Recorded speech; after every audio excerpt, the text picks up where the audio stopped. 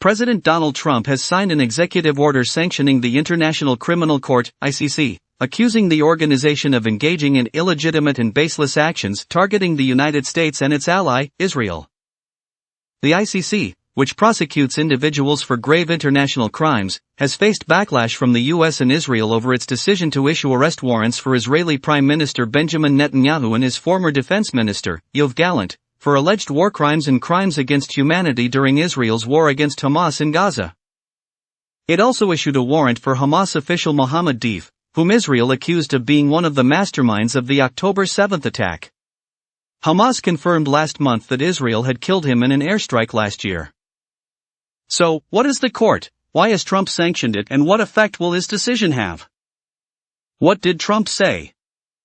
Trump signed an executive order on Thursday placing economic and travel sanctions on people working on ICC investigations into citizens of the US and its allies.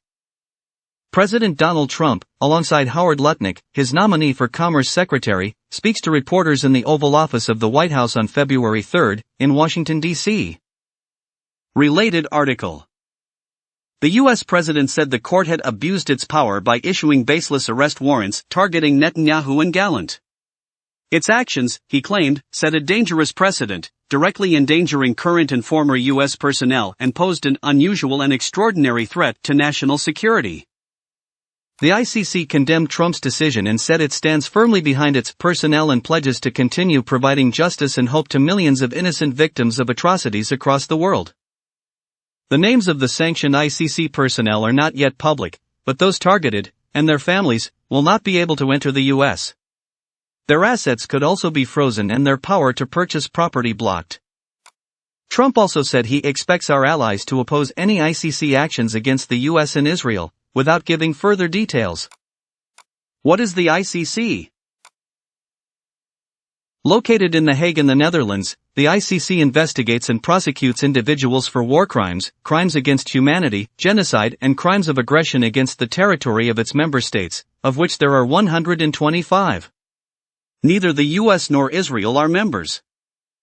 Just as a central bank is a lender of last resort, the ICC is a court of last resort, stepping in to prosecute crimes when national authorities are unable or unwilling to do so. Karim Khan, the court's chief prosecutor, told CNN in May last year that it was seeking arrest warrants for 3 Hamas officials, who have since been killed, and Netanyahu and Gallant, over the war in Gaza. The court issued the warrants in November. Countries that have ratified the court's Rome Statute are obliged to arrest Netanyahu and Gallant if they set foot on their soil.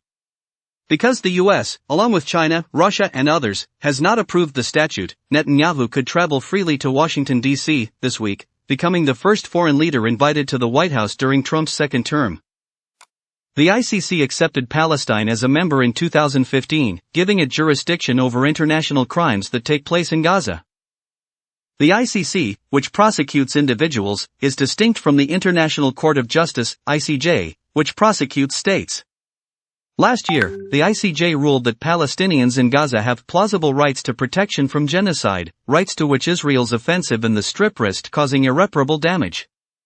The court also ordered Israel to immediately halt its offensive in the southern city of Rafah, which Israel ignored. Hasn't Trump done this before? Yes. In June 2020, towards the end of his first term, Trump sanctioned Fatou Bensouda, then the ICC's chief prosecutor, and another top court official, for pursuing an investigation into alleged war crimes and crimes against humanity committed in Afghanistan by U.S. armed forces, the CIA, and the Taliban.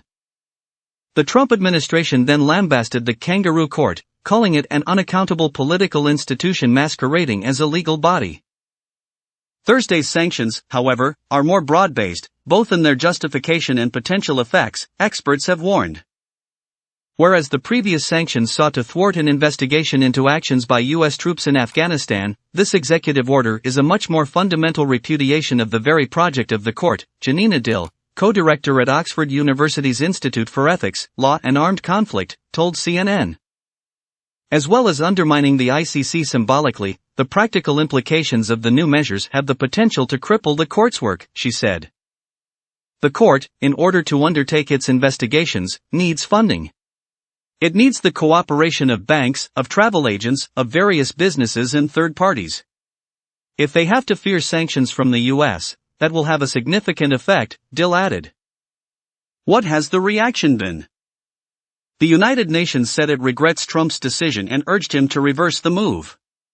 Khan, the chief prosecutor, last year told CNN that the court is not going to be dissuaded by threats because we have to fulfill our responsibilities as prosecutors to something bigger than ourselves, which is the fidelity to justice. European Commission President Ursula von der Leyen also said the ICC must be able to freely pursue the fight against global impunity. The European Union, however, is not speaking with one voice. The Hungarian hard-right Prime Minister, Viktor Orbán, said Trump's decision meant it's time for Hungary to review what we're doing in an international organization that is under U.S. sanctions. The U.S. president meets with Israeli leader Benjamin Netanyahu in Washington on Tuesday. Why now? The sanctions come after Trump welcomed Netanyahu to the White House. Having previously said he wants to clean out the Gaza Strip, Trump on Tuesday unveiled a plan for the U.S. to take over the territory, resettle the Palestinians living there and turn it into a new Riviera. The plan, which would amount to ethnic cleansing and violate international law, caused a global diplomatic storm, delighted many on the right wing of politics in Israel and horrified Palestinians. This, combined with the new sanctions, sends a signal that the U.S., under Trump, is moving further from being a supporter of international criminal justice to being a perpetrator of injustice, Dill said. That is really worrisome.